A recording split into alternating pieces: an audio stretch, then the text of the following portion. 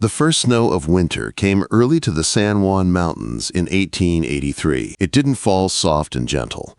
It came down in thick, punishing sheets that swallowed the land and turned the world white and silent as a grave. The wind screamed through the peaks like a wounded animal, shaking the bare aspens and throwing shards of ice through the air. It was the kind of storm that made wise men find shelter and made fools meet their maker. Caleb Ward was neither wise nor foolish. He was a man running out of time. His horse stumbled through drifts nearly up to its chest, steam rising from its flanks only to vanish into the storm. Caleb leaned low in the saddle, his worn duster crusted with snow, his hat pulled low. One hand clutched his ribs where blood had frozen his shirt to his skin. Pain throbbed with every movement, each heartbeat a reminder of the bullet that still burned inside him. Behind him, somewhere in the blizzard, were 5 men who wanted him dead. He'd lost them when the storm hit, but come morning, if he didn't find shelter, the snow wouldn't matter. He'd be dead before they even found him. The leather pouch tucked inside his coat felt heavier with every mile. $30,000 in stolen banknotes, enough to start a new life or end the old one, depending on who caught up first. Then, through the wall of white, he saw something, a shape too straight, too deliberate to be nature's work. Smoke, a faint thread rising against the snow. He urged the horse forward, half praying it wasn't a trick of his mind. "Come on, boy," he whispered hoarsely. "Just a little further." The cabin appeared like a ghost pulled from the storm. Rough-hewn logs, a stone chimney, and the faint glow of lamplight in one frost-covered window. A small barn stood nearby, half buried under snow, smoke curling from its roof vent. Caleb thought of the stained glass in a church back east, those warm, unreachable colors of heaven, and reckoned this might be close enough. He dismounted, nearly falling when his boots hit the ground. His wound reopened as he staggered toward the barn, clutching his side. The horse snorted and stumbled behind him, both of them half dead from cold. The barn door was barred from the outside. Caleb gritted his teeth, lifted the heavy beam with a groan, and slipped inside. The air was warmer, smelling of hay, horses, and safety. He almost laughed from the relief. 2 other horses stood in stalls, healthy and well-fed. Someone here knew what they were doing. He was rubbing his horse down with straw when the sharp click of a rifle hammer cut through the silence. "Turn around slow, mister. Hands where I can see 'em." The voice was steady, female, and just scared enough to be dangerous. Caleb turned carefully, raising his hands. The movement sent pain shooting through his ribs, but he forced a calm he didn't feel. She stood in the doorway, framed by the storm. Late 20s, maybe.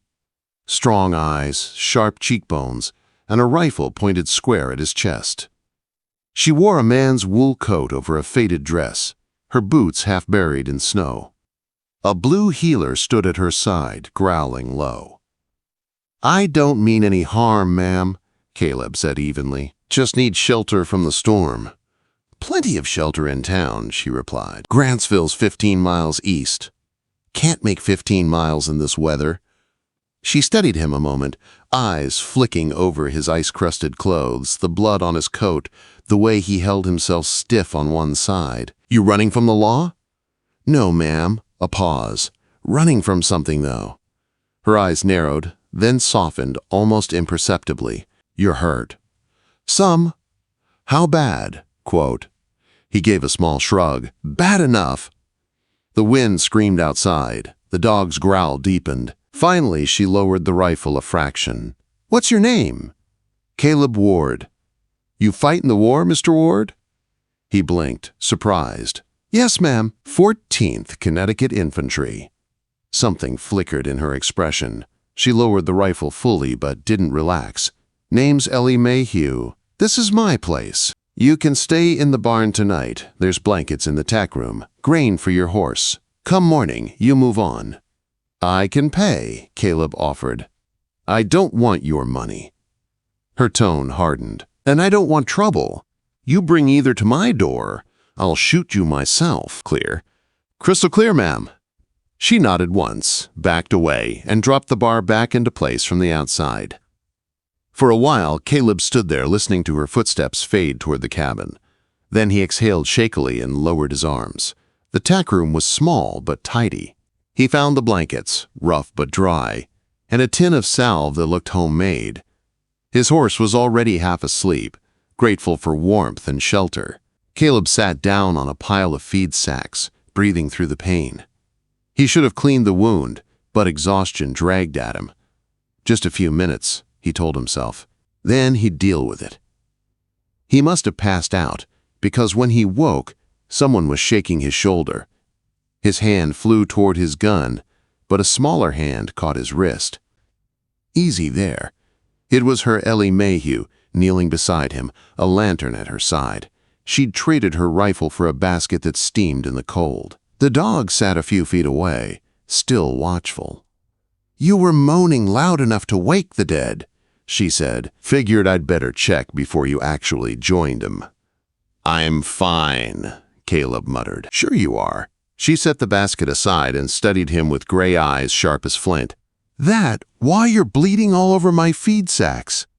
He looked down. Blood had seeped through his coat again, dark against the burlap. "I'll replace them." "With what? The money I don't want?"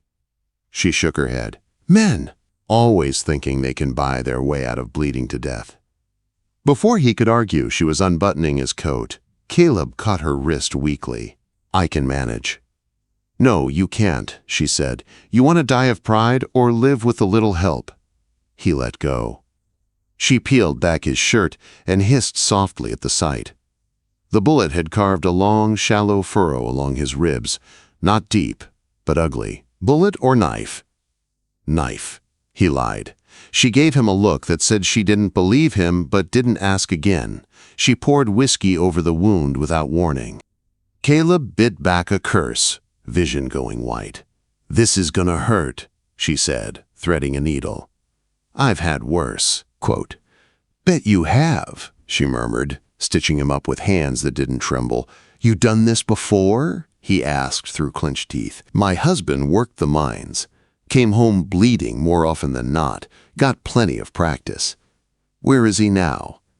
Her hands stilled for a moment. "Dead. 2 years come spring." "I'm sorry." "Don't be. You didn't kill him." When she was done, she handed him a bowl from her basket. "Stew." "Nothing fancy, but it's hot." He inhaled the smell, venison and onions. His throat tightened. "Why?" he asked quietly. "Because I'm not the kind of person who lets a man freeze to death 50 feet from my fire," she said. "Don't make me regret it." Then she turned and left, the dog trotting behind her. Through the cracks in the barn wall, Caleb could see her light glowing warm in the cabin window. He ate slowly, the best meal he'd had in weeks. Then lay back under the blankets. The wind howled outside, but inside the barn was still and safe. As sleep pulled him under, he thought about gray eyes and steady hands, about the kind of woman who opened her door to a bleeding stranger in a storm. He'd pay her for the shelter, whether she wanted it or not, even if it was the last decent thing he ever did. The storm raged for 3 long days, swallowing the valley in silence and snow. When the clouds finally broke, the world outside the barn looked new, sharp, clean, and deadly white beneath a pale sun. Caleb Ward stood in the doorway, the cold biting through his coat. His side throbbed, but the stitches held. It was time to move on. He was saddling his horse when he heard her voice. "Thought you'd be gone before daylight." He turned to see Ellie Mayhew trudging through the snow toward him, a scarf wrapped tight around her neck, her rifle slung across her shoulder. She stopped near the fence, studying him with those cool gray eyes. "Was just leaving," Caleb said, tightening the cinch strap. "Good," she said briskly, though something in her tone wasn't as sharp as before. "You'll be snowed in again by tonight if you don't get moving." "I owe you my life," he said quietly. She shrugged. "I don't take payment in words, Mr. Ward." He hesitated. "Then at least let me fix that chicken coop roof before I go." Looks half collapsed under the snow. Her mouth twitched, like she wanted to argue, but at that exact moment, the roof creaked and dumped a pile of snow straight onto her head. She sputtered. pushing her hair from her face while Caleb tried not to laugh. "Fine," she said sharply. "You can help, but then you leave." They worked in silence, the crunch of snow and the scrape of wood the only sounds between them. Ellie was strong, but the beam was too heavy for one person. Caleb lifted while she guided it into place. Every movement tugged at his wound, but he didn't stop. When they finished, she stepped back, brushing snow from her coat. "That should hold till spring. You'll need to replace the support posts," he said, wiping sweat from his brow despite the cold. "They're half rotted through." She gave him a curious look. "You a carpenter?" "Did some building before the war." "Well, you've got a good eye." She pulled off her gloves and tucked them into her pocket. "Now about that leaving." A startled cluck came from inside the coop. Ellie rushed in, kneeling in the straw. "One of the hens broke her wing," she said softly, trying to calm the bird thrashing in fear. "Let me," Caleb said, kneeling beside her. His hands were rough but gentle. He freed the bird, splinted the wing with 2 twigs, and wrapped it in a strip torn from his shirt. Ellie watched in silence. When he was done, she said quietly, "Most men would have said to put it down." "Seems a waste," he said. "She'll heal fine if you give her time." "You talk like someone who's done some healing." He gave a half smile, mostly the other kind. Ellie looked down at the bird, then at him. "You hungry?" "I shouldn't impose." "It's just breakfast, Mr. Ward. I'm not asking you to marry me." The warmth inside her cabin hit him like a wave. The place was simple but clean. A stone fireplace burned steady, the smell of coffee and wood smoke filling the room. Everything was orderly. Tools hung by size, shelves neatly stacked, a rifle by the door. Caleb removed his hat out of habit, feeling like an intruder. Ellie set the bird in a box by the stove, then poured coffee into 2 tin cups. "Sit," she said, motioning to the table. He obeyed. The food, eggs, bacon, and cornbread, tasted like heaven. He couldn't remember the last time he'd eaten at a real table. "So," she said after a moment, "you planning to tell me who you're running from?" He froze with his fork halfway to his mouth. "What makes you think I'm running?" She raised an eyebrow. "A man doesn't ride into a blizzard with a bullet hole unless something's chasing him. You keep checking the windows like you expect the devil himself to walk through the door." Caleb set the fork down. "They won't track me here, not in this weather. But they'll keep looking." "What did you do?" "Does it matter?" "Only if it's about to become my problem too." "It won't," he said firmly. "I'll be gone within the hour." "In this snow?" she said flatly. "Your horse won't make 5 miles before she founders." He looked toward the window, the drifts glistening in the weak sunlight. She was right. He'd never make it far. "I'll manage." "No," she said, pouring him more coffee. "You won't. And I'm not having your death on my conscience because you were too stubborn to wait out the storm." She leaned back in her chair, watching him with that unyielding calm he was starting to recognize. "You can work for your keep till the road's clear. Roof needs mending, hinges need fixing. Fair trade." He hesitated. "Ma'am." "Ellie," she interrupted. "Or Mrs. Mayhew if you must. But don't ma'am me like I'm some fragile flower. I've buried a husband, shot 2 thieves, and kept this place running alone for 2 winters. I can handle whatever you're carrying. Question is, can you handle work?" Caleb couldn't help a faint smile. "I can work." "Good. You start with the barn door. Latch is busted." She stood, gathering the dishes. "Supper's at 6. Don't be late." Quote, she left him staring after her, unsure how one woman had just rewritten his plans so easily. The rest of the day passed in steady labor. Caleb fixed the latch, patched the roof, reinforced the smokehouse wall. The rhythm of work steadied him in a way he hadn't expected. He'd been living on the run for so long, he'd forgotten what honest work felt like. When Ellie brought lunch, sandwiches, and cider, she inspected his work with a critical eye and gave a single approving nod. "You weren't lying about the carpentry." "I don't make a habit of lying," he said. "Everyone lies, Mr. Ward," she replied. "Just about different things." By dusk, the barn was tight and secure again, the smokehouse sealed, and a fresh stack of firewood stood by the door. Supper was venison stew, eaten in companionable silence. The injured hen, now named Constance, pecked quietly at Ellie's boots. "My husband built this place," she said suddenly, staring into her cup. "Came out here chasing gold, ended up working another man's mine. Always said he'd strike it rich someday, build me a house in town with lace curtains and a piano." Caleb's voice was soft. "What happened?" "Cave in. They brought him home on a board." She spoke without tears. "Town folks said I should sell and move east. But this is my home. Tom's buried on the hill behind the house. Couldn't leave him." Caleb understood that kind of loyalty to the dead. He carried his own ghosts. "Must be hard," he said. "Hard's relative," she answered. "Being beholden to someone's harder. Here, I succeed or fail on my own." After supper, he helped wash dishes without being asked. They moved easily together, wordless, like two people who'd shared kitchens for years. When the wind picked up outside, rattling the windows, Ellie glanced toward the dark. "Another storm brewing," she murmured. "You can sleep in the storeroom tonight. The barn's too cold." "The barn's fine." "The barn's freezing," she said firmly. "You'll tear those stitches open shivering. Storeroom's off the kitchen. Blankets are in the chest." He hesitated. "Mrs. Mayhew." She turned at the stairs.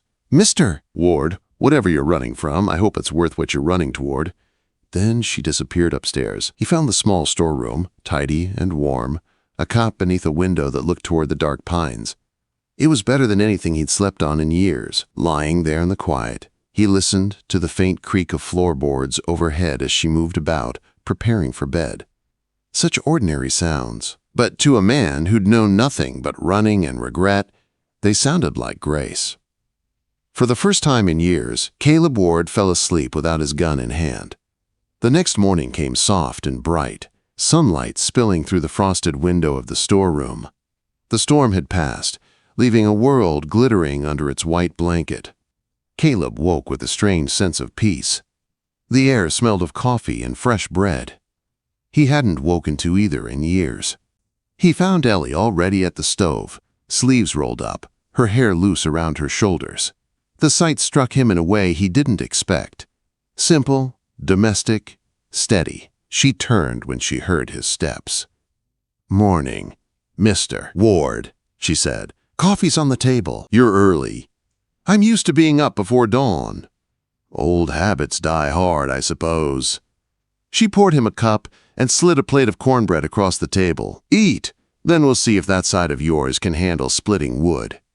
He smiled faintly. "You planning to work me to death, Mrs. Mayhew? Better than letting you sit around thinking yourself into trouble." They fell into an easy rhythm, chores, small talk, the kind of quiet companionship built by necessity. But every now and then, Caleb caught her looking at him differently. Curiosity shadowed by something softer. For 2 weeks, the world shrank to that cabin, the barn and the valley between. He fixed what was broken. She cooked, read by firelight, and told him stories about her husband, about life before the loneliness settled in. They didn't talk about his past, and she didn't ask. It was an unspoken rule, one that held until the morning she found the box. He'd hidden it beneath a loose board in the barn floor. His old life, sealed in wood and gilt, the pouch of stolen money, letters from his dead wife, a photo of the daughter he'd lost. When he came in from chopping wood, Ellie was sitting at the kitchen table, the box open in front of her. "You went through my things," he said quietly. "No," she replied. "Buck did. Found it buried in the barn." Her gray eyes lifted to his. "I'd say he wasn't the only one digging where he shouldn't." Caleb froze. He could face bullets, but not this. "That's $30,000, isn't it?" she asked. "Enough to buy 3 ranches. Enough to get men killed." "It's not what you think. I think it's blood money, and I think those men who were chasing you want it back. Question is, whose blood bought it?" Quote. He took a breath. "A boy's," he said finally. "A guard on a train we robbed last spring." He couldn't have been older than 19. He reached for his gun. I shot him in the shoulder to stop him. One of my men, Jenkins, finished the job. Ellie said nothing. I beat Jenkins half to death for it. Caleb went on. Split the gang. Half of 'em want me dead for turning on him. The other half want me dead for running with the money. I've been running ever since. He sank into the chair opposite her. Can't spend it, can't give it back, can't forget it. Ellie studied him for a long time. Then she closed the box and pushed it toward him. We all carry our ghosts, Mr. Ward. Question is, do we let them bury us too? Quote. He looked up. You don't understand. Don't I? She stood abruptly, hands trembling. You think you're the only one who's done things they regret? My husband didn't die in that cave-in. Not right away. He lasted 3 days. Begged me to end it, so I did. Her voice cracked, but she held his gaze. I poured laudanum into his whiskey until he stopped breathing. I told the town he died from his injuries, and I've lived with it every day since. Caleb felt the weight of her words like a blow. You didn't have a choice, he said. There's always a choice, she whispered. You made yours. I made mine. We both carry the cost. For a long time, the only sound was the crackle of the fire. Then, without thinking, Caleb reached across the table and took her hand. Her fingers were calloused, strong, and trembling slightly. Ellie, he said softly. Don't, she whispered. Not unless you mean it. But he did, more than he'd meant anything in years. That night, after too many unspoken words, she brought out a bottle of whiskey and 2 glasses. They sat by the fire, talking in low voices about war, loss, choices, and the thin line between survival and sin. The walls between them crumbled like thawing ice. When their hands touched, neither pulled away. The kiss came slow at first, hesitant, uncertain, then deeper, desperate, like both were drowning and had just found air. She tasted of whiskey and forgiveness. He touched her like she might vanish if he blinked. Are you sure?